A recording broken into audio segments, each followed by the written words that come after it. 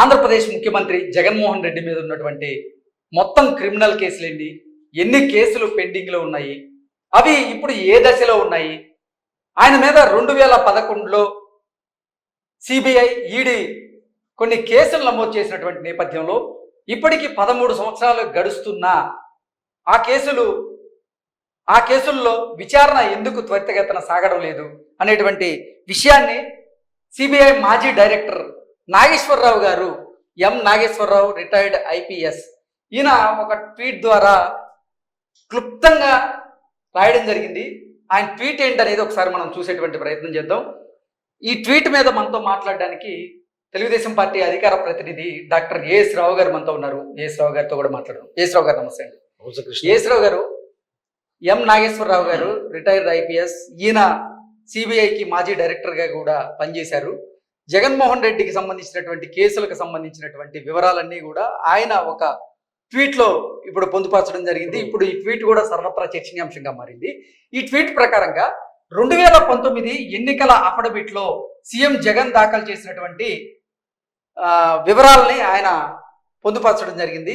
ఆయన ఏం రాశారంటే, రాప్, రిగ్ అండ్ రూల్, దాచుకో, దోచుకో, పంచుకో అన్నట్లుగా జగన్మోహన్ రెడ్డి అందరి గురించి చెప్తారు, కానీ జగన్మోహన్ రెడ్డి చేసింది ఇదే అంటూ కూడా ఆ ఉద్దేశం వచ్చేలాగా ఆయన చేశాడు. ఇప్పటి వరకు జగన్మోహన్ రెడ్డి మీద మొత్తం 38 క్రిమినల్ కేసులు పెండింగ్లో ఉన్నాయి. ఆ 38 క్రిమినల్ కేసుల్లో కూడా 7 కేసులు సిబిఐ వారు పెట్టింది, అలాగే 21 కేసులేమో ఈడీ పెట్టినది. ఇవన్నీ 38 క్రిమినల్ కేసులు కూడా 13 సంవత్సరాల తర్వాత కూడా ఎలాంటి విచారణ లేకుండా అన్ని కేసులు దాదాపు నిలిచిపోయి ఉన్నాయంటూ కూడా ఆ సారాంశం వచ్చేలాగా నాగేశ్వరరావు గారు చెప్తారు. ఎప్పటి నుంచి అయితే ఈ ట్వీట్ వచ్చిందో, నాగేశ్వరరావు గారు ట్వీట్ వచ్చిందో, ఇరు తెలుగు రాష్ట్రాల్లో ఈ యొక్క ట్విట్టర్ ద్వారా ఈ యొక్క అంశం అనేది చర్చనీయాంశం అయింది. అరే, ఇంత కరడు కట్టిన నేరస్తుడు ఈ యొక్క ముఖ్యమంత్రి అంటే దావుద్ ఇబ్రాహిం మీద కూడా 38 కేసులు లేవు, 1 కేసులు ఉన్నాయి. ఈ యొక్క కేసులు చూస్తే ఎంత కీలకమైన కేసు చూడండి. ఇది మొదటి ఆయన కొన్ని ఎఫ్ఐఆర్లలో ఈ 38 కేసులలో ఏ కీలకమైనటువంటి సంగీతమైనటువంటి ఆరోపణలు ఉన్నాయంటే, మొదటి మోసం చేయడం, మరో ఆస్తిని నిజాయితీగా బట్వాడా చేయడానికి ప్రేరేపించడం, ఐపీసీ 420 అంటే ఈ దొంగ 420 దొంగ అంటే మొట్టమొదటి కేసు దొంగ అంటే తెలుగు రాష్ట్రాన్ని ఒక దొంగ పరిపాలిస్తుండు. అంటే రాష్ట్రంలో దొంగలు పడ్డట్టు 5 సంవత్సరాల నుంచి ఇది తేలిపోయింది. అదే కాకుండా ఇంకోటి, బహిరంగ దుష్ప్రవర్తనకు దారి తీస్తే స్టేట్మెంట్లకు సంబంధించి 7 ఛార్జీలు ఐపీసీ 505. అదేవిధంగా ఇంకొకటి 3 ఏంటంటే వివిధ సమూహాల మధ్య శత్రుత్వాన్ని ప్రోత్సహించడానికి సంబంధించిన 5 ఆరోపణలు మతం, జాతి, జన్మస్థలం, భాష మొదలైనవి మరియు సామరస్యాన్ని కాపాడడానికి పక్షపాత చర్యలు చేయడం ఐపీసీ 153. అంటే ఇది ఐపీసీ 153A, మళ్ళీ అదేవిధంగా IPC 506, IPC 409, IPC 468, IPC 440, IPC 477, IPC 120B, ఇంకోటి ఐపీసీ 425, ఐపీసీ 127, ఇంకొకటి నకిలీ డాక్యుమెంట్లని అసలైనదిగా ఉపయోగించుకు సంబంధించిన 5 ఛార్జీలు లేదా ఎలక్ట్రానిక్ రికార్డులు ఐపీసీ 471. ఐపీసీ 471 అంటే నకిలీ దస్తావేజులు అసలు దాని రూపంలో, అసలు డాక్యుమెంట్ అంటే ఒరిజినల్ డాక్యుమెంట్ పేరులో నకిలీ డాక్యుమెంట్లతోటి కార్యకలాపాలు కొనసాగించు. అంటే ఎన్ని నకిలీ డాక్యుమెంట్లు, ఎన్ని నకిలీ బాండ్లు సృష్టించి ఈ యొక్క రాష్ట్ర సంపదను కొల్లగొట్టిండు, ఎంతమందికి నకిలీ బాండ్ ఇచ్చి ఎంతమందికి టోకరా కొట్టిండు. ఈ అన్ని ఛార్జ్ షీట్లు విచారణకు వస్తే ఖచ్చితంగా జగన్మోహన్ రెడ్డికి సహకరించినటువంటి వాళ్ళు, జగన్మోహన్ రెడ్డికి మోకరించి అనుచరులుగా కొనసాగించినటువంటి వాళ్ళు, ఆ గ్యాంగ్ మొత్తం కూడా శేష జీవితం అంతా కూడా జైల్లో గడపాల్సిన అవసరం ఉంటుంది. సో నాగేశ్వరరావు గారి ట్వీట్ లో చివరిగా మనం ఒకసారి చూసుకున్నట్లయితే 2019 ఎన్నికల అఫిడవిట్ ప్రకారంగా ఏపీలో మొత్తం సీఎం జగన్ పై మొత్తం 146 నేరారోపణలు ఉన్నాయి. దావుద్ ఇబ్రాహిం పైన కూడా ఇన్ని క్రిమినల్ కేసులు ఉన్నాయో లేవో అనుమానమే. 146 నేరారోపణలు 2019లో 5 సంవత్సరాల నుంచి ఎన్ని నేరారోపణలు ఉన్నాయి, అవి ఏవి కూడా రిజిస్టర్ కాలేదు, ఏవి కేసులు ఫ్రేమ్ కాలేదు. ఈ ఫ్రేమ్ అయిన కేసులే 38. ఈ కేసులలో దాదాపు మనం దాంట్లో డీటెయిల్స్కి వెళ్తే ఇన్డెప్త్కి వెళ్తే ఒక 100 కేసులు ఖచ్చితంగా ఇదవుతాయి. అంటే ఇప్పుడు ఈ 100 కేసులు ఆ 38 కేసులు ఇప్పుడు ఒక 100 కేసులు అంటే కూడా దాదాపు 200-300 కేసులు జగన్మోహన్ రెడ్డి మీద రెడీగా ఉంటాయి. ఏదేమైనప్పటికీ ఒక్కటి గనక గమనిస్తే అసలు దావుద్ ఇబ్రహీం మీద కూడా ఇన్ని కేసులు ఇన్ని నేరారోపణలు ఉన్నాయో లేదో అనుమానమే అంటూ కూడా ఒక పోస్ట్ అయితే ఆయన పెట్టడం జరిగింది. దావుద్ ఇబ్రహీం ఒక మూర్ఖుడు గాని ఒక మూర్ఖుడయ్యండి దేశం వదిలి వెళ్ళిపోయాడు. జగన్మోహన్ రెడ్డికి పోలిస్తే దావుద్ ఇబ్రాహిం చాలా అమాయకుడు అని చెప్పాలి.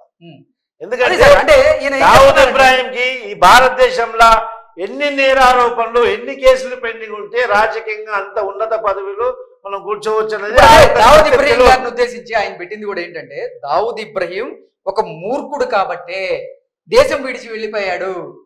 రాజకీయాల్లోకి వచ్చి ఉన్నట్లయితే తన మీద ఉన్నటువంటి కేసులన్నీ కూడా విచారణ పేరుతో ఆగిపోయి ఉండేవి, ఆయన అసలు మహారాష్ట్రకి ముఖ్యమంత్రి అయి ఉండేవాడు అంటూ కూడా నాగేశ్వరరావు గారు అభిప్రాయాన్ని వ్యక్తం చేశారు. అది వాస్తవం. ఎందుకంటే ఇలాంటి నేరస్తుడు ఇప్పుడు ఇది చూసిన తర్వాత సమాజంలో ఉన్న నేరస్తులందరూ కూడా ఒక అలర్ట్ అయిపోతారు. అరే ఇన్ని కేసులుంటే మన మీద ఎన్ని కేసులుంటే అంత మనం రాజకీయంగా ఎదగొచ్చని చెప్పేసి ఒక అపోహ క్రియేట్ అవుతుంది నేరస్తులలో ఈ దొంగలలో. కానీ దీనికి హోంశాఖ మినిస్ట్రీ ఆఫ్ హోమ్ అఫైర్స్ కూడా దీంట్లో ఇంటర్వ్యూన్ చేయాలా, సిబిఐ కానివ్వండి, ఇంకోటి సుప్రీంకోర్టు కూడా ఇట్లా జోక్యం చేసుకోవాలా. ఖచ్చితంగా ఈ యొక్క కొన్ని నేరాలని ఫ్రేమ్ చేయాలా. అంటే కొన్ని నేరాలని క్షమించరా నేరాలు కొన్ని ఉంటాయి, దాన్ని అలాంటి నేరం చేస్తే రాజకీయ పరంగా ఏ ఒక్క పదవి కానీ ఏ ఒక్క ఎలక్షన్స్ లో కానీ మీరు పోటీకి అనర్హత క్రియేట్ చేయాలా. అది చేస్తేనే తప్ప సమాజంలో చీడ పురుగుల్లాగా సమాజాన్ని ఒక రాబందులాగా పట్టి పీడిస్తున్న వాళ్ళందరూ కూడా రాజకీయ నాయకులు ముసుగులేసుకుని సమాజాన్ని దోచుకుంటున్నారు.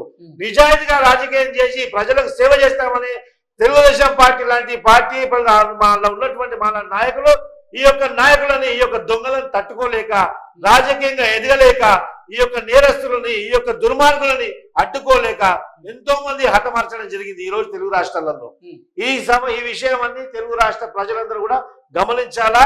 ఇలాంటి నేరస్తుల్ని తెలుగు రాష్ట్ర ప్రజలకు ఒకటే విజ్ఞప్తి చేస్తున్నా, ప్రజలారా, ఓటర్లారా, ఓటర్ మహాశయులారా, ఇలాంటి దొంగకు, ఇలాంటి దోపిడీదారికి, ఇలాంటి దేశ వ్యతిరేక కార్యక్రమాలు, ఇలాంటి దేశ సంపదను దోచుకునే వారికి మీరు ఓటు వేస్తే ఈ దేశానికి మీరు మేలు కలిగించిన వాళ్ళ కీడు కలిగించిన వాళ్ళ మనసు మీద చేపెట్టుకుని ఆలోచించండి, పోలింగ్ బూత్ భయం ఉందని చెప్తాను ఒకటే. ఓకే, ఓవరాల్ గా నాగేశ్వరరావు గారు పక్కా ఆధారాలతో సహా ఆ పోస్టు పెట్టడం జరిగింది. ఆ ఆధారాలు ఏంటనేది కూడా మనం క్లియర్ గా చూడొచ్చు. మనం ఇప్పటి వరకు ఐపీసీ సెక్షన్స్ చదివిన సెక్షన్స్ అన్ని కూడా దీంట్లో ఉన్నాయి. 499, 500, 501, 502, 34, 353, 506, 34, 425, 427. అత్యంత ఇంపార్టెంట్ కేసు ఏంటంటే ఇప్పుడు చూడండి, ఇక్కడ ఈరోజు తెలంగాణ ముఖ్యమంత్రి సాక్షాత్తు మాజీ ముఖ్యమంత్రి కూతురు ఈ రోజు ఏ విధంగా ఊసలు లెక్క పెడుతుంది తిహార్ జైల్లో మనీ లాండరింగ్ కేసులో. మనీ లాండరింగ్ అంటే దేశం యొక్క ఆర్థిక వ్యవస్థను కొల్లగొట్టడము, అంటే దేశద్రోహి. వీళ్ళు దేశద్రోహి, ఆంధ్రప్రదేశ్ ని పరిపాలిస్తుంది ఒక దేశద్రోహి అని ప్రజలు తెలుసుకోవాలా.